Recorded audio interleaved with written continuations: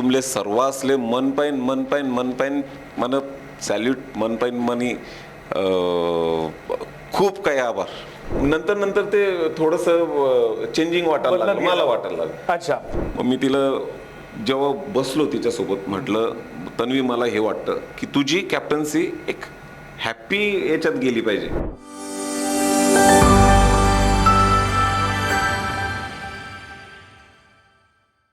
नमस्कार, मी नितीन मोरे लेट्समध्ये तुमच्या सगळ्यांचं स्वागत करतोय. बिग बॉस खरंच खूप सुंदर वळणावर आला आहे. बिग बॉसच्या घरामध्ये घडणाऱ्या घडामोडी प्रेक्षकांना सुद्धा तेवढ्याच चांगल्या पद्धतीने आवडत सुद्धा आहेत.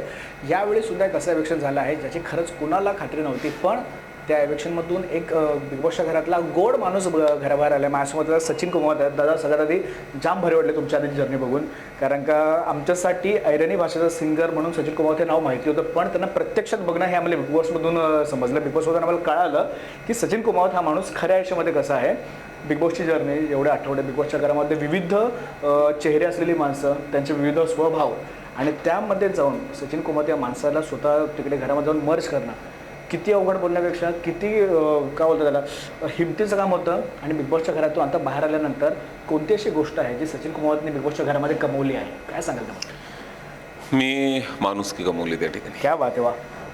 आणि सर्वप्रथम ते मी म्हणा खानदेशनं म्हणा महाराष्ट्रानं इथलं मन पाहिन आभार मानस की इथलं प्रेम दिनं मी बाहेर आल्यानंतर बरोबर बरोबर. खरंच तुमले सर्वासले मन पाईन मन सॅल्यूट मन पाईन मनी खूप काही आभार. नक्कीच नक्की. पण जसं मी सुरुवातीला बोललो की विविध माणसं, त्यांच्यानंतर त्यांचे विविध स्वभाव, या सगळ्या गोष्टीला, या सगळ्या माणसांना जोडून घेण्यामध्ये सचिन कुमावतची कधी धमछाक झालेली का? रे एवढे सगळे माणसं आहेत वेगवेगळे, त्यांचे वेगवेगळे स्वभाव आहेत, कोणासोबत जमेल नाही जमेल किंवा जुळेल नाही जुळेल, ह्या सगळ्या गोष्टी असताना सचिन कुमावत एक माणूस म्हणून स्वतःला त्या घरामध्ये कसा वावरत होता, कसा ठेवत होता? मी माझं जे वागणं, माझं प्रत्येकाशी बोलणं, माझं प्रत्येक मुद्द्यावर बोलणं, स्टँड घेणं, हे बऱ्याच जणांना तिथे आवडायचं की अरे यार हे खरं आहे, बरोबर, हा खरा बोलतोय किंवा हे. आणि याच्याने जो माझा रिअल स्वभाव आहे तो त्यांना पण समजला सगळ्यांना की नाही, हे हा जो पण बोलतो किंवा जे पण काही विषय ते त्याला जे योग्य वाटतं ते करतो. तर याच्यामुळे त्या प्रत्येक घरातल्या प्रत्येक कंटेस्टंट्सला हे माझ्याबद्दलची एक वेगळी भावना आणि वेगळा एक आदर त्यांच्या सगळ्यांच्याच मनात होता की मला म्हणजे सचिन दादा, सचिन भाऊ, या सगळ्या गोष्टी मला म्हणजे मी ते कमवलं त्यांच्या नजरेत. बरोबर. खेळ खेळाच्या जागी होता, पण खेळाच्या व्यतिरिक्त पण ज्या काही गोष्टी होत्या त्या गोष्टींच्या माध्यमातून माझ्यातली माणुसकी, माझ्यातली इमोशन्स आणि माझी खानदेशी संस्कृती त्यांना खूप सारी पटली.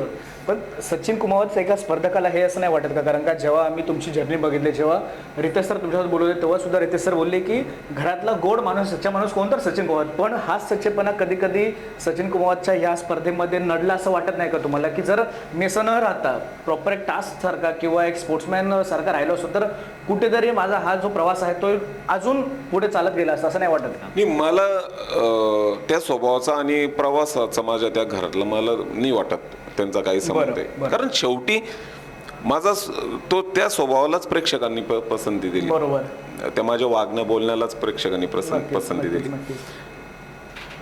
ते मला काय नडलं किंवा काय अडलं त्या गोष्टीचं मी ऑब्झर्वेशन माझं करायचं बाकी अजून करायचं बाकी आहे. कारण एकच दिवस झाला ना, कालच मी बाहेर आलो, त्याच्यामुळे त्या काही गोष्टी. पण नक्कीच जे पण काही असेल त्याचा मी विचार करेल. नक्कीच. सुरुवातीला तुम्ही बोललात ना की मी काय कमवलं, तर मी माणुसकी गमावली. गेल्या आठवड्यामध्ये करण बाहेर आला, करण आणि आयुष, आणि करण सोबत गप्पा मारताना मला एक गोष्ट जाणवली. मी करणला तुमच्याबद्दल प्रश्न विचारला. करणचं असं की भाई कोण मला घरामध्ये आवडला असेल तर सचिन दादा आहे. किती चांगलं कनेक्शन आहे करण तुमचं, कारण का मी बिग बॉसच्या घरामध्ये सुद्धा तुमचं बघायचं होतं कनेक्शन, पण आता घराच्या बाहेर आल्यानंतर सुद्धा किंवा घरामध्ये असताना करण सोबत एक वेगळा बॉन्ड निर्माण झाला आहे सचिन कुमार यांचा. काय सांगाल एकंदरीत तुमच्या मैत्रीबद्दल? पहिल्या दिवसापासून त्याची माझी मैत्री आली, करणची आणि माझी. मला तो आहे ना असं कधी कधी असं पाहत राहायचं आणि त्याला वाटायचं की यार हा माणूस जेन्युइन आहे. त्याला ते वाटायचं आणि तो मला बोलायचा, यार सचिनजी, आमची एक बॉन्डिंग होती त्या ठिकाणी. ते एकमेकांसोबत राहता आमचे एकमेकांशी इमोशन्स जॉईन झाल्या. गेमबद्दल बोलणं, गेम प्लॅन करत राहणं, किंवा ह्या घरात आपल्याला काय करायचंय, अजून आपण आपली पर्सनॅलिटी कशी आपण पुढे नेऊ शकतो, ह्या सगळ्या गोष्टींच्या माध्यमातून आम्ही जुळलो. नक्कीच. आणि मला तो सुद्धा इतका जेन्युइन त्याचं जे होतं ना, त्यांनी पण त्याच्या काही गोष्टींसाठी तो हे नाही झाला, चेंज नाही झाला. बरोबर, होय. हे तेवढं नक्की, तो पण तेवढा दिलदार मनाचा मोठा होता. आणि म्हणजे माझं त्या घरामध्ये अशाच काही जे लोक माझ्या जवळ होते, रोशन होता, आयुष पण तसंच एक जेंटलमॅन सारखं त्याचं वागणं, बोलणं खूप सुंदर त्याचं. हे आता हे लोक मी कमवले. बरोबर. रोशन, आयुष, करण, प्राजक्ता, हो, हे मी खरंच कमवले हे लोक. नक्कीच नक्कीच नक्कीच. परंतु ना या सगळ्या गोष्टी होत असताना ना, जेव्हा आपण एखाद्या घरामध्ये जातो तेव्हा त्या घरामध्ये आपण एवढ्या आठवड्या राहिल्यानंतर ना घरातल्या प्रत्येक माणसाच्या स्वभावाचा ना आपल्याला एक अंदाज येतो की बाबा करण असा आहे, आयुष असा आहे, की प्राजक्ता अशी आहे, किंवा अनुश्री अशी आहे. तर तुम्हाला असं कधी वाटलं का की पहिल्या आठवड्यात जेव्हा तुम्ही सगळ्यांना भेटलात, जेव्हा पहिला आठवडा पूर्ण पहिल्या 1-2 आठवड्यात सगळ्यांना ओळखण्यामध्ये जातो, पण आता नंतर तुम्हाला असं वाटलं की नाही बाबा हा व्यक्तींना बरोबर खेळत नाही, किंवा हा व्यक्तींना कुठेतरी फेक वागतोय, असं कधी सचिन कुमारला जाणवलं की बाबा पहिल्या आठवड्यामध्ये किती चांगलं वागत होतं आणि अचानक आता गेमच्या हिशोबाने हा माणूस फेक वागतोय, किंवा गेमच्या हिशोबाने हा स्पर्धक किंवा ही स्पर्धक एकदम पूर्णपणे चेंज झाले, असं वाटलं का सचिन कुमारला? आणि ते कोण असेल? हा, मला राकेश भाऊ जे ते राकेश भाऊंच्या बाबतीत तसं वाटलं, कारण त्यांचं माझ्याबद्दलचं जे मत होतं ते खूप, यार तो चांगला खेळतो, बरोबर. आणि त्यांचं पण पर्सनल ज्या घरात वागणं बोलणं होतं की मला हे नाही आवडत, मला हे चालत नाही, मला हे, म्हणजे कोण अशी त्यांची वादावादी झाली तर ते पण त्यांना ते बरं नव्हतं वाटत. कारण एक त्यांना ठीक, ते खूप त्यांचं व्यक्तिमत्व पण खूप सुंदर आहे, पण नंतर ते थोडंसं चेंजिंग वाटायला लागलं, मला वाटायला लागलं. अच्छा. माझ्या विरोधात मुद्दे मांडत असताना ते खूप वेगळ्या पद्धतीने मांडत होते, म्हणजे त्यांच्याकडे मुद्दे नसताना ते मुद्दे मांडत होते. अच्छा. मी बोललो पण आहे आपल्या एपिसोडमध्ये की तुम्ही, अरे मुद्दे तर तुम्ही दमदार मांडा. सचिन कुमारला जर नॉमिनेशन करताय तुम्ही, बरोबर, तर मग त्या पद्धतीचे त्याचे मुद्दे मांडा ना. तुम्ही 5 आठवड्यापासून बाल्कनीमध्ये बसतो, असं करतो तर, अरे घर आहे आपलं, तो आपला गार्डन एरिया आहे, त्या गार्डन एरियात तुम्ही पण झोपून राहता. मग मी ते बोलू, मुद्दा मांडू, तो मुद्दा खेळाच्या बाबतीत मांडा ना, की बाबा खेळामध्ये तुम्ही कुठे काय कमी पडता. बरोबर. पण ते त्यांच्याकडे मुद्देच हे होते. मग ते मला ते थोडस बदलतं दिसलं. बरं, तर ह्याच सगळ्या गोष्टीमध्ये ना एक तुमची गोड मैत्रीण सुद्धा तुम्हाला भेटली, एक नवीन मैत्रीण झाली, ती म्हणजे राखी सावंत. काय सांगाल? कारण का राखीताईचा ना अंदाज खरंच खूप आहे. म्हणजे आम्हाला असं वाटतं की ना ती जशी घरामध्ये ना तशी बाहेर सुद्धा तशी असते. ती डायरेक्ट बोलतात ना की ती भिडणारी आहे, ती अशी नाही की बाबा मागून बोलणारी वगैरे. काय सांगाल राखी सावंत, तिची पर्सनॅलिटी आणि तिचा गुण, काय सांगाल त्याबद्दल? नाही, खूप त्यांचं म्हणजे त्या म्हणजे बिग बॉसच्या घराच्या हिशोबाने त्यांचा तो पर्स्पेक्टिव्ह आहे त्या ठिकाणी राहण्याचा, बाकीच्या लोकांशी बोलण्याचा. पण त्याच्या व्यतिरिक्त एक खेळाचा जर भाग सोडला तर आता खेळामध्ये बऱ्याच मी 2-3दा त्यांच्याशी थोडंसं माझं वाजलं पण, रोशनच्या बाबतीत वाजलं, प्राजक्ताच्या बाबतीत वाजलं. पण त्याच्या व्यतिरिक्त म्हणजे मी नेहमी बोलतो की खेळ किंवा त्या मुद्द्यांच्या व्यतिरिक्त सुद्धा मी त्या ठिकाणी लोकांशी राहिलो. बरोबर. तर त्याच्या व्यतिरिक्त त्यांचा स्वभाव खूप छान आहे. म्हणजे तेच त्यांचं स्वयंपाक बनवणं, म्हणजे इतका पुढाकार घेऊन ते स्वयंपाक बनवतो वगैरे, ह्या सगळ्या गोष्टी, आणि प्रेमाने सगळ्यांना खाऊ घालणं. आणि माझ्याशी त्यांचं ती मजा मस्ती थोडी वेगळीच होती. बरोबर. हो. हा, तेव्हा मला ते वाटलं, अरे मी आतापर्यंत मला काहीतरी वेगळं वाटत होतं, पण ह्या खरंच या रिअल किती त्यांचा स्वभाव किती छान. नक्कीच. हा, बाकी खेळाच्या ठिकाणी मी त्यांच्याशी ज्या पद्धतीने जिथे मला वाटलं त्या ठिकाणी मी त्यांच्याशी अगेन्स्ट तुम्ही उभे राहिला. हा, अगेन्स्ट उभं राहील. प्राजक्तावर पीठ फेकलं त्यावेळेस म्हणावं. ऍक्च्युली तो पण एक काही नंतर मला माहिती पडलं की ते प्राजक्ताशी पण ती बोलून घेतलं, क्लिप दाखवली तेव्हा. पण ते आता बोलतात की जेव्हा फ्लो मध्ये होतं ते होऊन जातं, असं असतं. बरं, तर आठवड्याभरामध्ये ना, म्हणजे आता जेव्हापासून बिग बॉस सुरू झाला तेव्हापासून आम्हाला सगळेच कंटेस्टंट त्यांच्यापर्यंत खरंच खूप चांगले खेळत आहेत. पण आम्हाला प्रेक्षक म्हणून सुद्धा ना काही कंटेस्टंटचा मनापासून राग येत होते. म्हणजे त्यांचं घरामध्ये वागणं असेल किंवा त्यांचं घरामध्ये इतर व्यक्तींसोबत बोलणं असेल, त्याच्यामध्ये मी रुचिताचं नाव घेतो किंवा तन्वीचं नाव घेतो. फक्त भांडण, फक्त कल्ला, मेन मुद्दा असं नाही. सचिन कुमार एक स्पर्धक म्हणून तुमचं कधी या दोघींसोबत असे बाचाबाची तर बोलत नाही, पण ह्या गोष्टीवर बोलणं कधी झालेलं किंवा खूपच तुमचा आवाज होतोय त्याच्यावर जरा एक मित्र करून किंवा मैत्रीण किंवा एक मोठा भाऊ म्हणून तुमचं असं कधी झालेलं किंवा सचिन कुमार एक स्पर्धक म्हणून तुमचं काय मत आहे? ज्या पद्धतीने त्यांची जी जर्नी सुरू आहे तुमचं काय मत आहे त्या दोघींना? मी दोघांनाही, आता तन्वी कॅप्टन झाली, हो, तन्वीला आणि कॅप्टन झाल्यानंतर रुचिता आणि तिचं ते बेडवर तिने बूट घालून झोपली तेव्हा थोडंसं ते खूप काही चाललं ते. मग मी तिला जेव्हा बसलो तिच्यासोबत म्हटलं, तन्वी मला हे वाटतं की तुझी कॅप्टन्सी एक हॅप्पी याच्यात गेली पाहिजे नाही का, कारण उद्या समोरचे पण लोक कॅप्टन बनतील. बरोबर. आज तू कॅप्टन आहे, हो. तू त्या पद्धतीनं जर राहिली ठीक आहे ना. तू जर रुचिता सोबत नाही पटत आहे ना, तू प्रेमानं बोल की रुचिता हे मला आवडत नाहीये, तू फक्त एवढं करू नकोस. तू प्रेमानं बोल, मला हे आवडणार, मग हे नको करू. म्हणजे हे मला वाटत होतं तिच्या बाबतीत आणि मी तिला बोललो पण, आणि ती मला म्हणजे पहिल्या दिवसापासून मला खूप चांगली मानते तन्वी, खूप चांगले. आणि रुचिता पण त्याचं, रुचिताला पण मी की बाबा तू खूप चांगले मुद्दे मांडते, तू तुझं बोलण्याची पद्धत पण, तू जर शांततेत बोलली तर खूप चांगली वाटते. बरोबर. तू नको आरडाओरडा करू. मी हे तिला बरं हा दादा चालेल दादा, ती ऐकायची पण तिचं काय तिच्या स्वभावामुळे किंवा म्हणजे तिचं काही थोडंसं सुरू झालं की ती मग व्हायची. पण असं सचिन कुमारला कधी वाटलंय का की रुचिता सुद्धा कधी कधी फेक वागते, असं कधी वाटलं का तुम्हाला? कारण का जसं तुम्ही बोलात की ती माझ्यासोबत सुद्धा खरंच खूप चांगल्या म्हणजे ती ऐकायची सुद्धा, पण कट टू काहीतरी वेगळं व्हायचं, काहीतरी एकदम तिच्या रागाचा अनावर व्हायचं, असं कधी वाटलंय का सचिन कुमारला की ही सुद्धा मला थोड्याफार प्रमाणात फेक वागलं?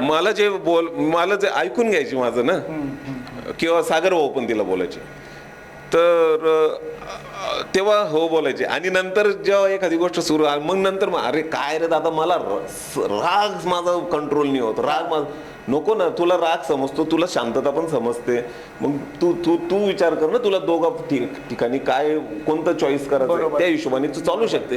कर ना, वादावादी करायची त्या ठिकाणी तुला नक्कीच कर, आम्ही सुद्धा बोलणार नाही जेव्हा तुझा मुद्दा योग्य किंवा ज्या ठिकाणी, पण भलतीकडे काही गोष्टी जात आहे ते नको जाऊ दे असं. नक्कीच. नाही खरंच खूप भारी वाटतं मला ना. एक शेवटचा प्रश्न बोलण्यापेक्षा एक गेम घेऊया, कारण का यावेळेची बिग बॉसची थीम ना खरंच खूप भारी आहे. बिग बॉसचं घर सुद्धा खरंच खूप सुंदर आहे, कारण का बिग बॉसच्या घरामध्ये विविध प्रकारचे प्राणी आहेत. जेवढे पण एंटर आहेत तर मी काही प्राण्यांची नावं घेतो. आत्ता बिग बॉसच्या घरामध्ये किंवा ह्याच्याआधी बिग बॉसच्या घरामध्ये ते कंटेस्टंट कोण आहेत ते मला फक्त तुम्ही सांगायचं आहे. तर बिग बॉसच्या घरातला कावळा कोण, जो फक्त ओरडत असतो, काव काव काव काव करत असतो, कोणाचाही नावाने तरी चालेल, असं काही नाही आहे त्याच्यामध्ये? नाही तसं काही नाही. मग मला विचार आता काय आहे ते, तिथे बऱ्यापैकी काव चालू होती. तुम्हाला कोण वाटतं सचिन कुमारला एक प्रेक्षक म्हणून तुम्हाला कोण वाटतं किंवा बिग बॉसच्या घरामध्ये मला हा व्यक्ती ना कावळा वाटतो, असं कोण आहे मला सांगा? चला कावळा वापर, हत्ती कोण असेल मग, जो फक्त त्याचं काम करतो, बाकीचं कोणाचंच ऐकत नाही, मी माझं काम करणार, तुम्हाला जे करायचं ते करा? सागर भाऊ. क्या बात आहे. लांडगा कोण आहे? लांडगा जो गुपचूप आळीमिळी गुपछिळे बोलतात ना की बाबा मी माझं काम करणार नाही, चल बाजूला हो, असं तशी ती म्हणजे जे काही कंटेस्टंट गेले ना तशी सोनाली होती, लांडगा होती. हा म्हणजे जेव्हा म्हणजे तिच्यात 2-3 प्रकार होते वेगवेगळे, पण त्यावेळेस मला ते वाटायचं ती होती घरात. ब्रदर घरचे कोकिळा प्राजक्ताच्या व्यतिरिक्त मला सांगा, प्राजक्ताच्या व्यतिरिक्त घरचे कोकिळा कोण असेल तुम्हाला काय वाटतं? जर प्राजक्ता कोकिळा तर आहेच, पण जर प्राजक्ताच्या व्यतिरिक्त कोकिळाचा टॅग मला द्यायचा असेल तर तो? आता कोकिळाचा आवाज किती गोड राहतो, रुचिताला देऊ शकतो मी ते अनफेअर नाही करणार, ते चुकीचं जाईल एकदम. मग तो बरोबर टॅग आहे रुचिताला. बरं, तर मग जर घरामध्ये वाघ असेल कोण तर तो कोण असेल? वाघ ते सचिन कुमार होता. अरे क्या बात आहे, वा वा. पण माणुसकीचा होता. क्या बात आहे, मस्त. मगर कोण असेल? पाण्यामध्ये राहते, गुपचूप राहते, स्वतःचं काम करते, सूम मध्ये निघून जाते. हो करण एक मास्टर माइंड, मी त्याला त्या याच्यात पाहायचो की अरे सुमडीत गुमडी काहीतरी. बरोबर. कारण पण त्याला सुरुवातीपासूनच गेम चांगला कळला होता. बरोबर, कळलाच होता सुरुवातीपासून, आणि तो त्या पद्धतीनं होता. पण मध्यंतरी थोडंसं कुठेतरी थोडं नॉर्मली काही गोष्टींसाठी की आमचं ते अनालिसिस वगैरे काही गोष्टी होत होत्या, त्या थोड्या रेंगाळत गेल्या, हे तेवढंच सत्य. पण मग करण गेम मध्ये होता त्या पद्धतीचा, नक्कीच. आणि तो भिडायचा पण सगळ्या काही गोष्टींमध्ये, म्हणजे त्याच्यावर जोपर्यंत येत नाही त्याच्यापर्यंत येत नाही तर तोपर्यंत. सरडा कोण असेल घरामध्ये?